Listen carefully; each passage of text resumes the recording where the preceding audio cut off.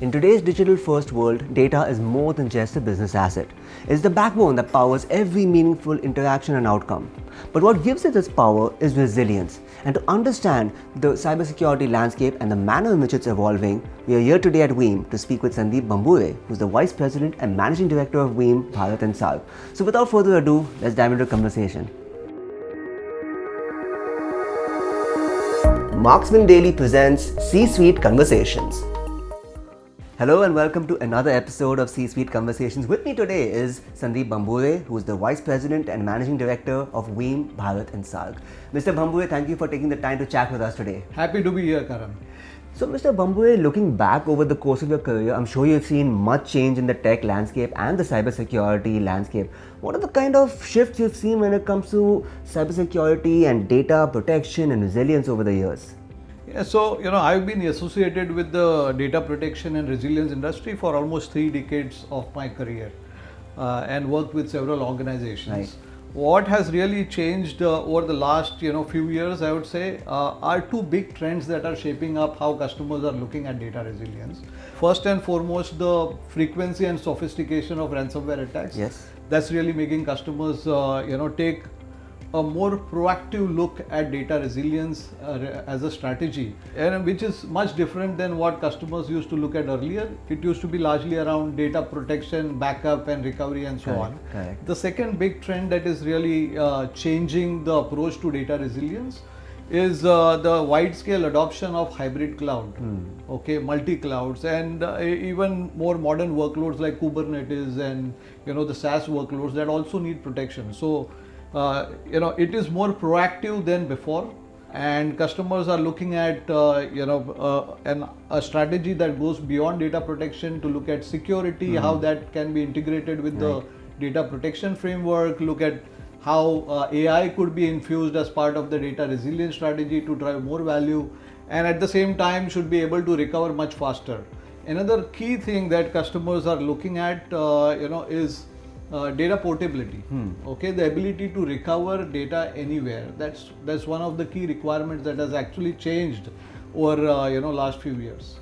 It's a very valid thing when you mention ransomware, because many companies, 3 out of 4 if I remember correctly, have reported ransomware attacks, with 1 in 4 having more than 4 ransomware attacks. So how do you deal with this real and present danger for now and over the years to come? Yeah, so the frequency of ransomware attacks is not going to change. In fact, they are going to get more and more sophisticated. Although in the last 12 months we have seen a drop in the ransomware attack, but the nature of these attacks has changed. So earlier it used to be about encrypting the data, but now the bad actors want to exfiltrate the data out of the data center. The threat to customers' data still remains real, and it can actually bring down organizations. So $400 billion has been lost by Fortune 2000 companies, just because of the downtime caused by various reasons, including, the cyber attacks and ransomware. We believe that the best way to recovery from a ransomware attack is having a clean, immutable, secure copy of backup. Right. And that remains the most important strategy. We hence insist and encourage customers to make sure that they have an immutable copy of their data, which they can recover anywhere. So having a secure immutable copy is the surest way of recovery, and that is what more and more customers recognize today. There has also been a change in the way customers are looking at integrating the security framework and the backup framework. Right.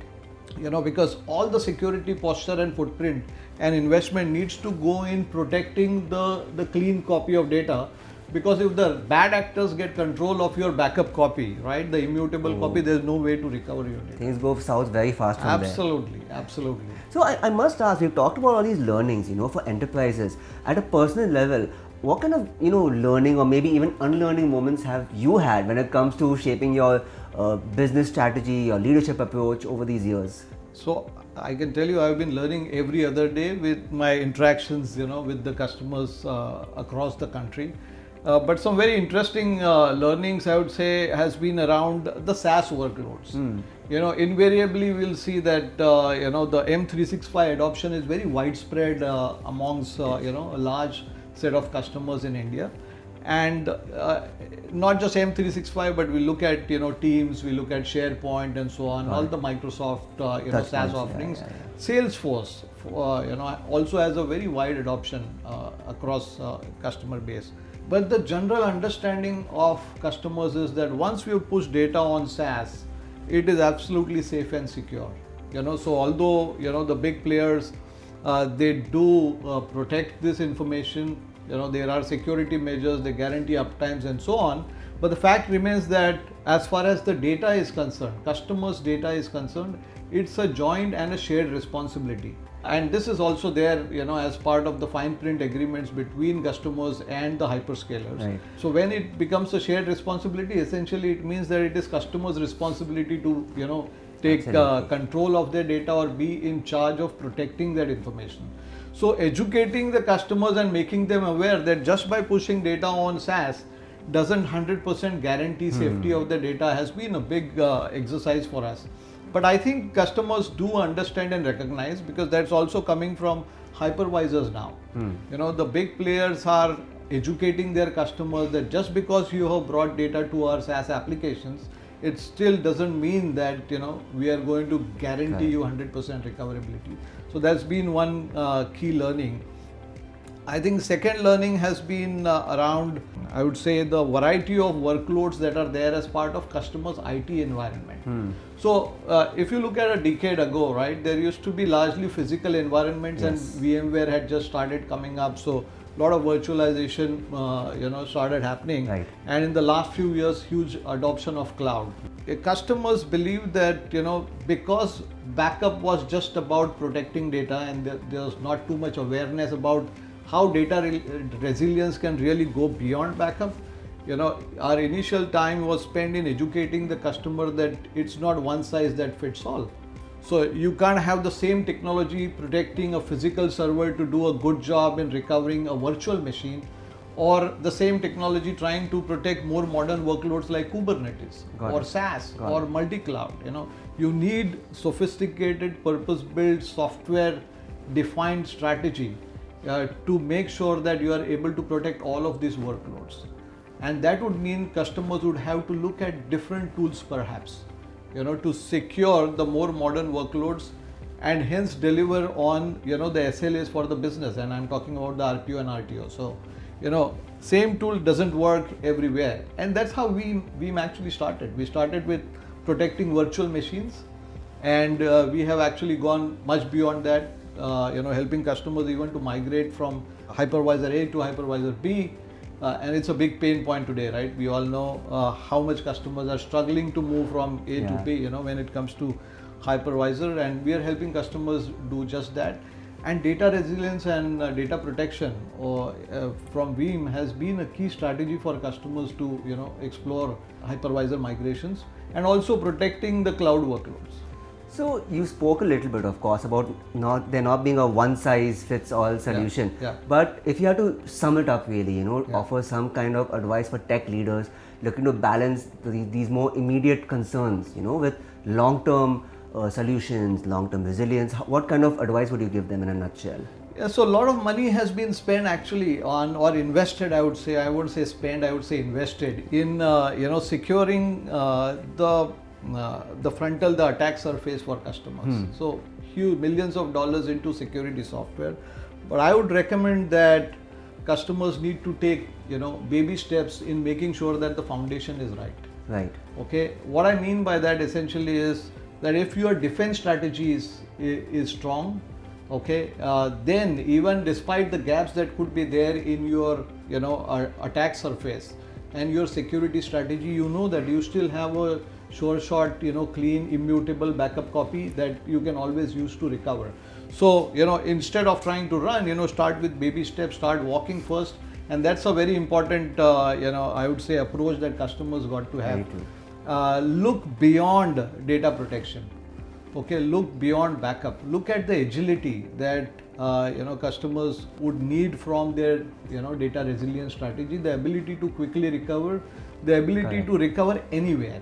So, that's a very important aspect that customers can later on try dabbling with, because, once you have the foundation right, and you are in a hybrid world, then you would want to then further explore that how could I move from cloud A to cloud B in case there are some challenges or continuity issues there. How could I move from hypervisor A to hypervisor B or C? Now all that flexibility and agility comes in place, and customers can leverage on those technologies provided the foundation is right. So have the defense in place, have your immutable, recoverable backup copy which is portable, and then you can go ahead with your transformational exercises. Before I let you go, Mr. Bhambure, just one last quick question. Was there any particular piece of advice you received as a young professional that you'd like to share with our viewers? Yeah, so well, quite a few learnings. Like I said, you never stop learning, right? You either fail or you learn. Multiple things I would say. What is very important, I believe at this time when the world is so agile and there are so many variables around you that you need to really take care of. Yeah. I think it is important that we look at resilience within not just the organization, but resilience adopted by individuals. The ability to, even if you fail, you got to fail fast and learn fast and be back, bounce forward. I think that's a very important aspect, important for people as well as for the business. Absolutely. In fact, that's the way we look at our customers and how we help our customers as well. Because when we say Veeam is in the business of keeping your business running, and when we say radical resilience, it's not just about resilience, it's about bouncing back and bouncing forward. So use every adverse situation to prepare yourself better. Okay, and that's and don't leave any adversity go waste, right? You got to learn from it and be stronger from there. So that's a very important learning that I believe has shaped up our business as well. Perfect. Mr. Bhambure, thank you so much for being here with us in this episode of C-Suite Conversations. It was lovely chatting. Thank you. So that then was my conversation with Sandeep Bhambure, and it revealed a very critical truth about life and the workplace, that resilience is about more than just recovery. It's about the ability to rise smarter, stronger and more secure to create a better future. Thank you for watching this episode of C-Suite Conversations. I hope you enjoyed it, and I'll see you in the next one.